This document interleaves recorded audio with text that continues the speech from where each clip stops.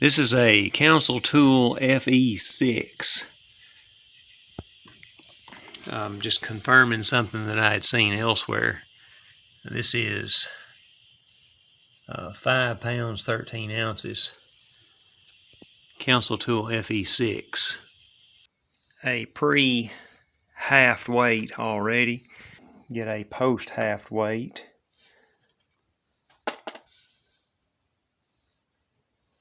£6, 6.9, 6 pounds, 7.2 ounces. Post-haft. 6 pounds, 7 ounces, we'll say. So from the top of the axe eye, not the top of the handle where it protrudes from the head, but from the top of the axe eye to the very end of the fawn's foot, 29 inches exactly. 29 inches exactly. So we have hafted the Council Tool FE6 head onto the Buck and Billy Ray Deputy handle, and it halves out at 29 inches. 6 pounds, 7 ounces. So if you haven't noticed by now, we've done a great deal of work on the axe head in the pole area, on the cheeks, and all of the surfaces have been, I'm going to say, de-frictionized. We'll just call it that. Polished in areas and worked on in others.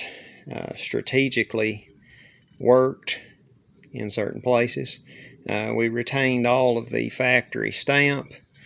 There were things missing in this FE6 that the Urban Lumberjack and Buck and Billy Ray noted in their videos on the FE6, specifically the stepped eye that was absent from this head. I did not get that on video, did not capture it on video.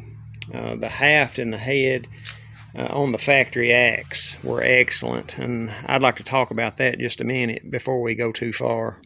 So this is the factory handle. I first removed the barrel wedge, and we'll look at the barrel wedge, and then I drilled the wooden wedge out, and the drill through there you see on the handle, that's me. That's not the haft. The haft was beautiful. Now, there is a slight shoulder there, but nothing excessive in my opinion. It was a beautiful haft. Even after the barrel wedge was removed and the wooden wedge was drilled out, the handle still had to be driven out of the head. It was very, very strong.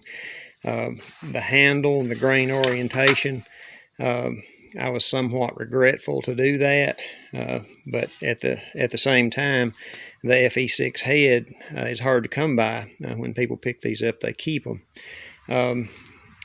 To speak on just the axe itself as it comes, to do what I'm doing here, I think an individual would be just fine to cut off the factory handle at 30 or so inches. That's what I would do if you're just looking to take the stock axe and modify it as we've done here. So getting around to what I'm getting to, the FE6 head, a channel by the name of Axes and Stuff. He is I'm going to say, and I don't mean to belittle this in any way, he's an entry-level timber sportsman. I think that's the best way to put it. Big, strong man. He's not on the podium at the world level yet. He may someday be, but that's not where he's at right now. He and Matt Amsball, also a timber sports competitor. Both of these guys have competed at the same matches and at the same competitions, and have filmed each other on one occasion even. And of course you get their commentary and dialogue back and forth on their channels. I will post a link to Axes and Stuff's channel. But he's the first one I saw reprofile the FE6 and then use it as a timber sports trainer. That's where I got the idea. But I wanted to mention Council Tool's handle and be clear about that. Council Tool has put out a fine product and a really good piece of hickory and a really solid haft. We will look at that barrel wedge before we depart. So this is the Council Tool barrel wedge. It's a smooth wedge. It's a good wedge and will probably do its job, but it has been pointed out that there are better things available, and if left alone, this would probably serve its purpose well. These are from another maker that I removed from another axe. These seem to be somewhat superior. So initially, the head you see on the left right here was what I was going to use. I kind of had it drawn up as to how I was going to modify it. Now obviously I'm doing this in a chopping application. Splitting application, you might be doing something a little bit different, but obviously we'll split as well as chop with this new FE6 Deputy combination. But was having some discussion with Mr. Smith about what I was going to do, and I decided against this. I was not satisfied with it. I will not name the maker or the source either, other than to say that I was not satisfied, and we'll leave it at that. So obviously we have removed a sizable portion of material from the FE6, and in my opinion it is now a ferocious chopper, and it has been reprofiled to chop, and using a recipe and methodology that I have found to be very effective in my woods. So hopefully you can see that we are at 20 degrees here, a very stable 20 degrees, and then obviously you can see the polish on the bit and how far, and then at this shoulder junction right here, just a touch of polish on either side, and then the sides we have de-frictioned the sides as well as the underside as well as the top side. So to look at the pole here, you're going to see some discoloration when I flatten it up, but giving you a view of the flatness itself of that. Okay, there's the pole. Like I say, it has some discoloration on it.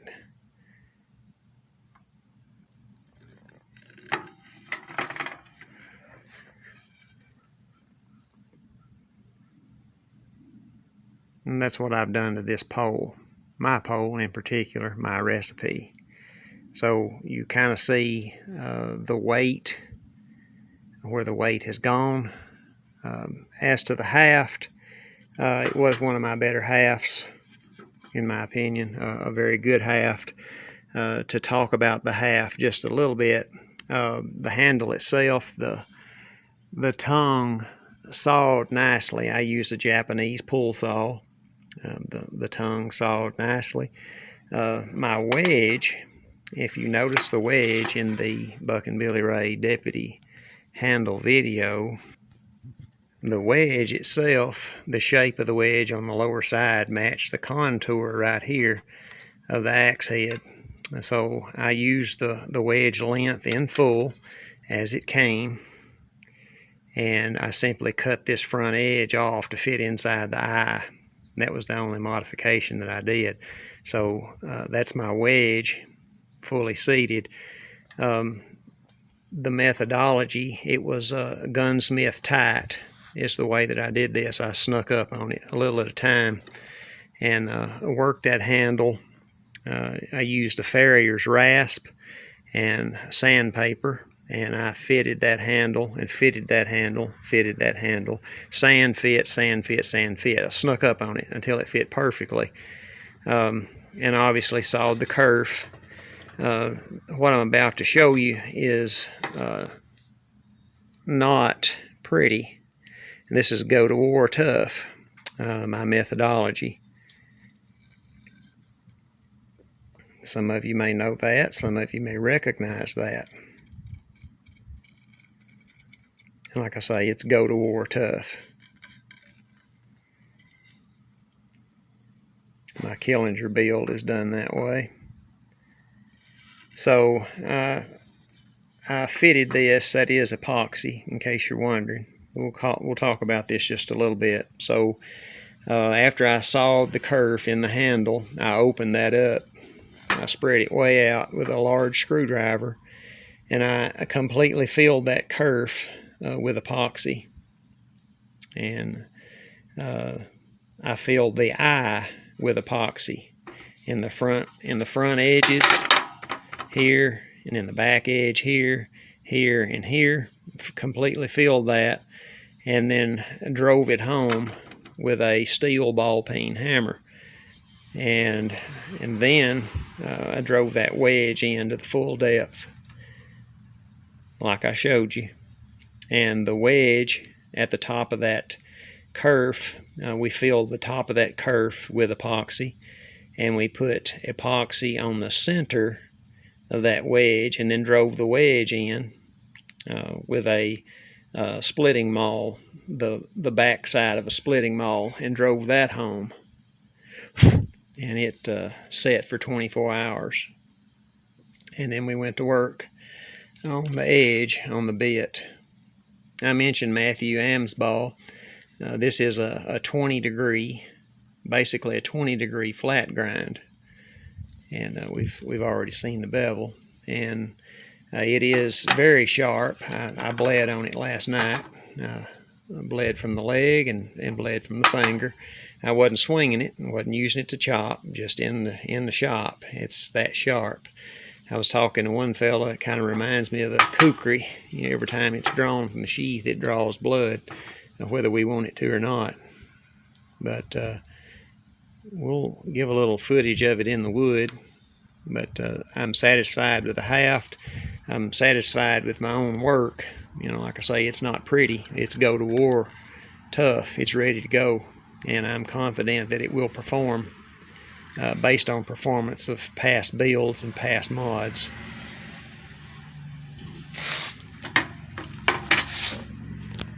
So viewing these guys together, the two Itali work axe, it tips the scales right at 7 pounds total axe weight. And obviously the FE6 Deputy is about, you know, I think it was 6 pounds 7 ounces, so a little bit lighter. The cutting edge is not as large, but there's not a lot of handicap there. And I'm thinking it's going to perform well. And like I say, if timber sportsmen are using it to train, it's probably going to be good for somebody like me. I'm going to enjoy it.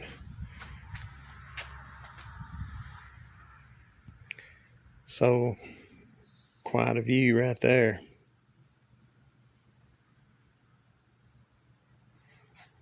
Basically the same length. There's about 16 ounces in a pound. There's basically 10 ounces weight difference on the underside for the FE6 Deputy. But this looks like it's going to be fun. It was a good project, and like I say, there's nothing wrong with that FE6 handle, but you know, we're trying to build a semi-trainer, a really good work axe, and I've enjoyed this little project greatly.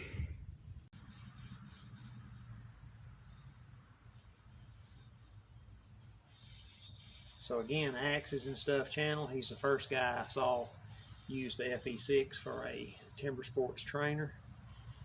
Bucking some big logs. I put some links up to his channel.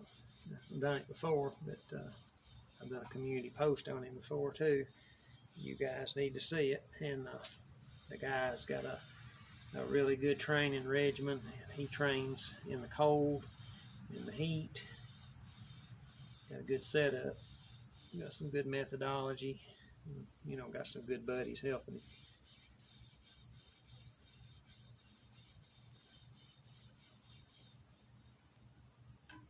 So again, Council Tool FE6, modified pole, modified cheeks, modified edge. Everything about it is modified, and then obviously we have removed friction bearing surfaces all over it.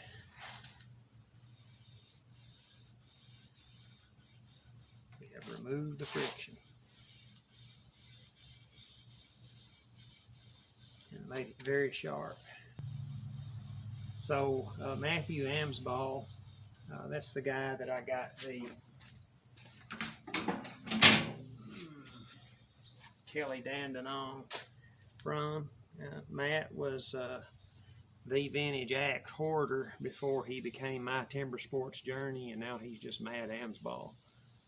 Powerful, powerful chopper, but he started out years ago just hafting on Instagram and YouTube and maybe a couple of other platforms, and was very successful. And I won this axe in a raffle or a giveaway, and I have used it extensively. If you look in the playlist, he did a very good job on this, and this is his original half still holding together. That's a testament to his abilities. Matthew Amsball. But anyway, he started out hafting and then went on to participate in the Cordwood Challenge. He got Rookie of the Year, and then he climbed and advanced and went on into timber sports, and he is a very awesome athlete.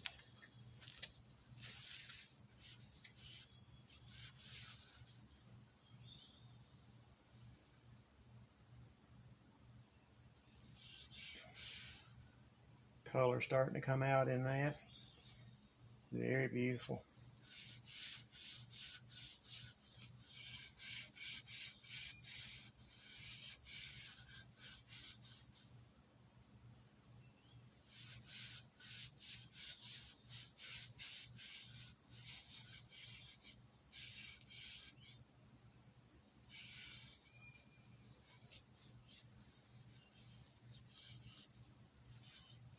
That head looks mean, in my opinion, and I'd say it's more than looks. More than looks.